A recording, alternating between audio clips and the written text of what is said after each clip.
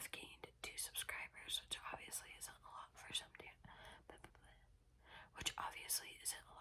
channels, but for me that definitely is a decent growth. So thank you so much. Anywho, getting into the video, I'm going to be tapping and scratching and reading parts of this book. This is actually my required reading for English, so I thought I'd do homework and kind of make a video at the same time, you know, so yeah. So if you, the book is called Night, and it's by Elie Wiesel, or whatever, but the back of the book kind of gives you a summary of what the book is about. It says, born in the town of Sayet, Transylvania, Elie Wiesel was a teenager when he and his family were taken from their home in 1944 to the Auschwitz concentration camp and then the Buchenwald. Night is a terrifying record of Elie Wiesel's memories of the death of his family and the death of his own innocence and his despair as a deeply observant Jew confronting the absolute evil of man.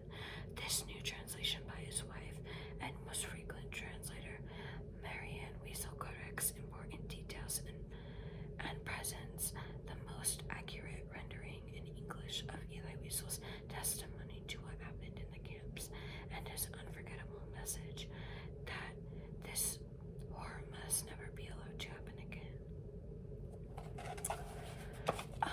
And there's actually a quote in this book that I'm going to go ahead and read for you guys. I don't know if you guys like story times or not, or like if you like me reading books. If you do like these kind of videos, let me know, because I have To Kill a Mockingbird. I always have this one, but probably not for that long. And then I have a few other books that I can of course read. They're not classical novels, but they are books, so yeah.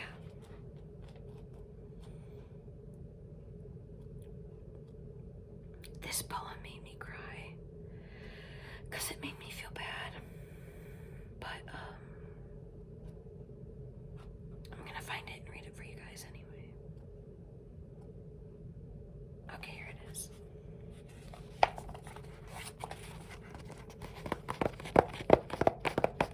Okay, so I'm gonna start off from the top of the page and work my way down to the bottom. Deep down, I was saying goodbye to my father, to the whole universe, and against my will, I found myself whispering the words, Yedisel, Yedfiskijaj, Suma, Rabba, may his name be exalted and sanctified. My heart was about to burst. There, I was face to face with the angel of death.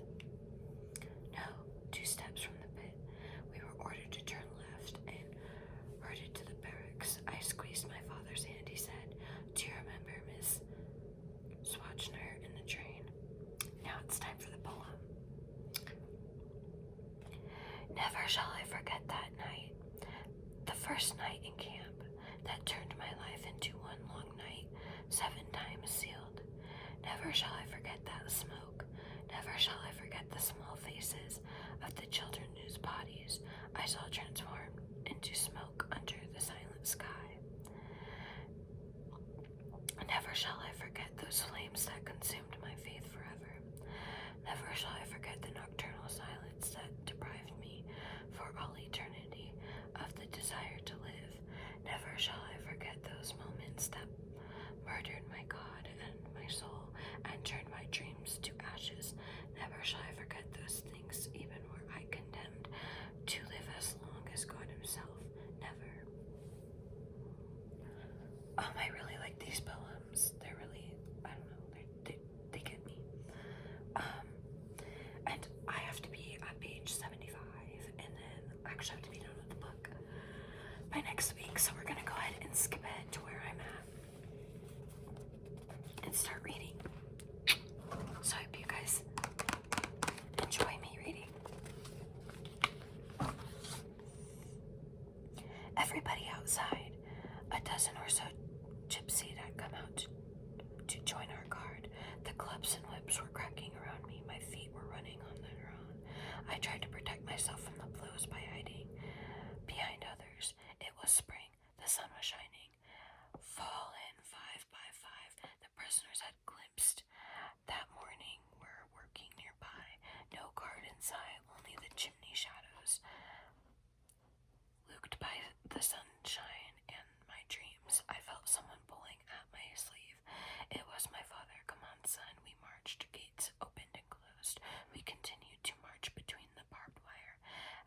step white signs with black skulls looked down on us.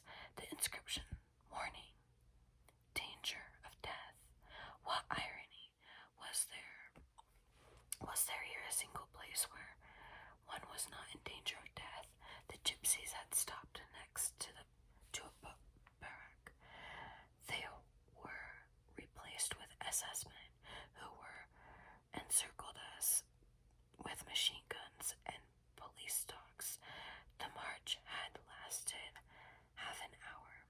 Looking around me, I noticed that the barbed wire was behind us. We had left the camp. It was a beautiful day in May. The fragrances of the spring were in the air. The sun was setting, but no sooner we had taken a few more steps than we saw the barbed wire to another camp. This one had iron gates with the overhead inscription, Abiet Majit Furi. Work makes you free. Auschwitz. First impression, better Bernicue cement buildings with 2 stories rather than wooden bricks. Little gardens here and there. We're led toward one of those blocks. Seated on the ground by the entrance, we began to wait again. From time to time, somebody would allow us to go in. These were the showers and compulsory routine, going from one camp to the other several times a day. We had each time to go through them. After the hot shower, we stood shivering in the darkness. Our clothes had been left behind. We had been promised other clothes. Around midnight, we were told to run. Faster, yelled the guards. Faster you run, the faster you'll get to sleep. After a few minutes of racing madly, we came to a new block. The man in charge was waiting. He was a young Pole who was smiling at us. He began to talk to us. Despite our weariness, we listened attentively. Where did I get affectionately? I don't know what's been going on in my brain. So, the printer the other day, it was like, oh, the printer's initializing, and my dumb self was looking at it, and I was like talking to my friend, and it was the high school comments, so literally high schoolers were in there studying and stuff, so it was like silent, and I was like reading and I was reading the thing, and I was like, oh look, the printer's and I was like, oh look, the printer's analyzing, and she looks at me dead in the eyes, and she's like, really, Kailani, the printer's analyzing, and I was like, yeah, and it said initializing, I just wasn't thinking. Anyway, back in the book.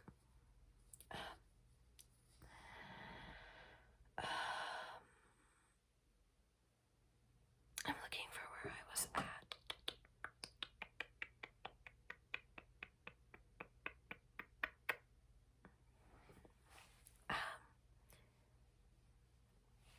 The man in charge was waiting. He was a young Pole who was smiling at us. He began to walk to us. In despite of weariness, we listened attentively. Comrades, you are now in the concentration camp Auschwitz. Ahead of you lies a long road paved with suffering. Don't lose hope. You have already eluded the worst danger. The section, therefore, muster your strength and keep your faith. We shall all see the day of liberation. Have faith in life, 1,000 times faith. By driving out despair, you will move away from death. Hell does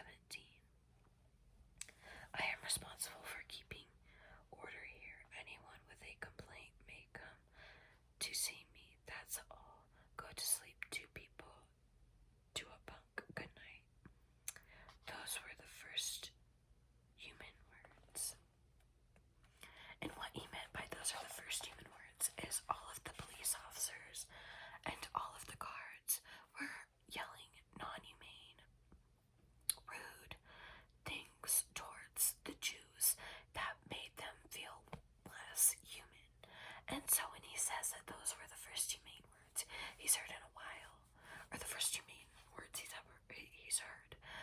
That basically means that those are the first words that he's heard a guard or a police officer say to him that wasn't dehumanizing.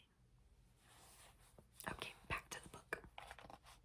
No sooner had we climbed into our bunks than we fell into a deep sleep. The next morning, the veteran inmates treated us without brutality. We went to wash. We were given new clothing. They brought us black coffee.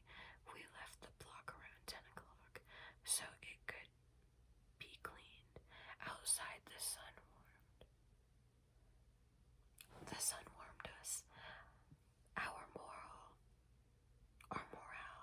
was much improved. A good night's sleep had done its work. Friends met, exchanged a few sentences. We spoke of everything without ever mentioning those who had despaired. The prevailing opinion was that the war was about to end. At about noon, we were brought some soup, a bowl of thick soup for each of us. I was terribly hungry, yet I refused to touch it. I was still the spoiled child of long ago. My father swallowed my ration. Then we had a short nap in the shade of the block. The SS officer in the muddy barack must have been lying. Auschwitz was, after all, a convalescent home. In the afternoon, they made us line up. 3 prisoners brought a table and some medical instruments. We were told to roll up our sleeves and file past the table.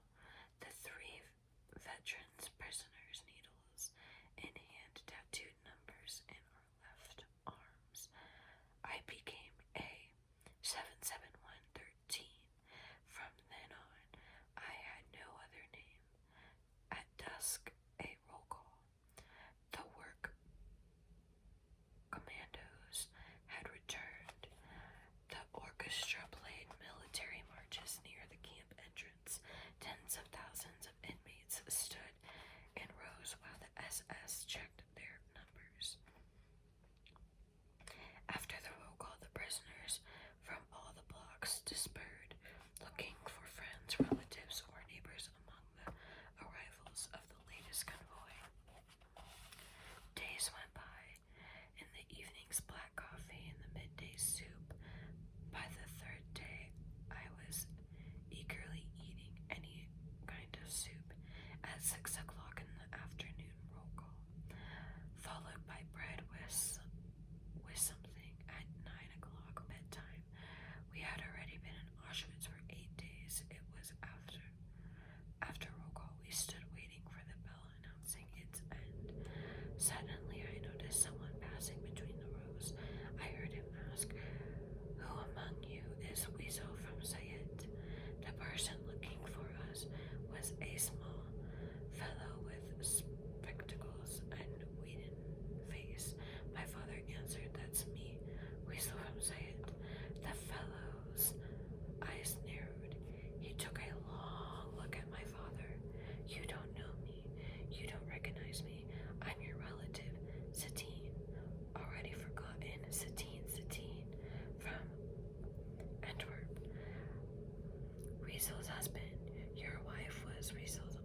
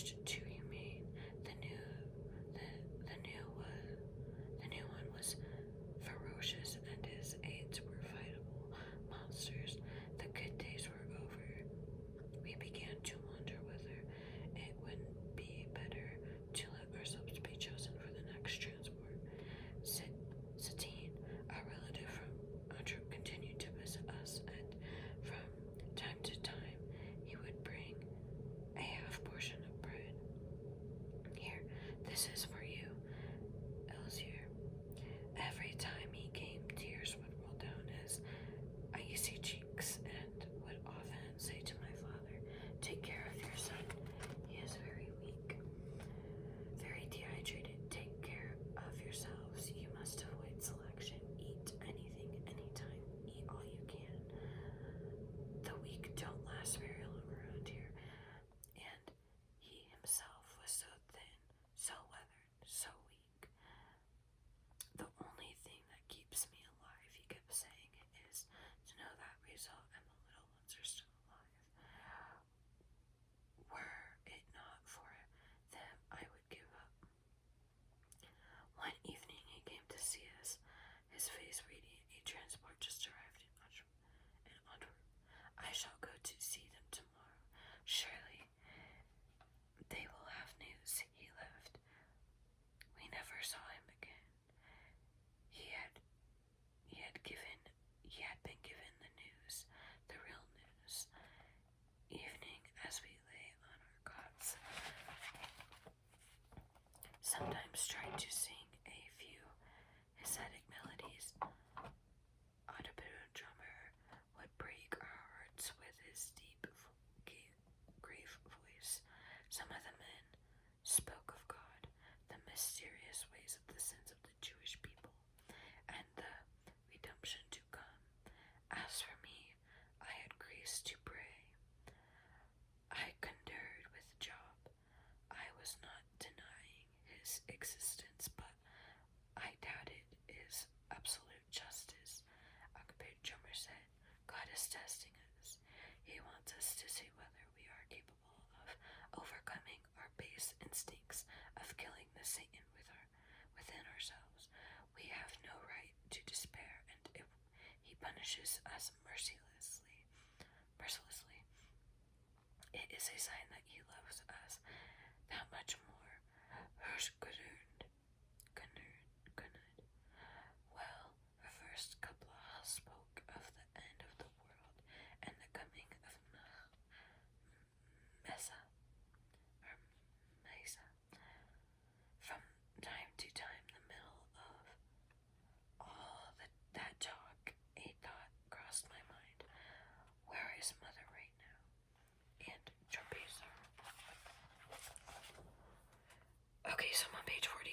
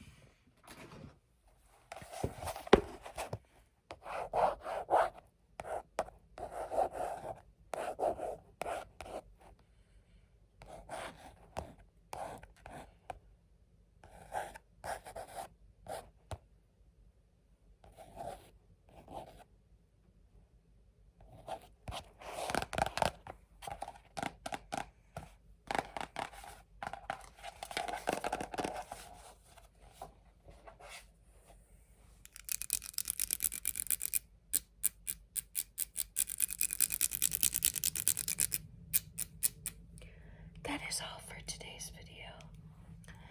If y'all enjoyed today's video, even though it wasn't a lot, please like, subscribe, and hit the notification bell so that way you're notified every single time I post a new video. Thank you guys so much for your support. Comment down below what videos you'd like to see next, and I'll see y'all next time.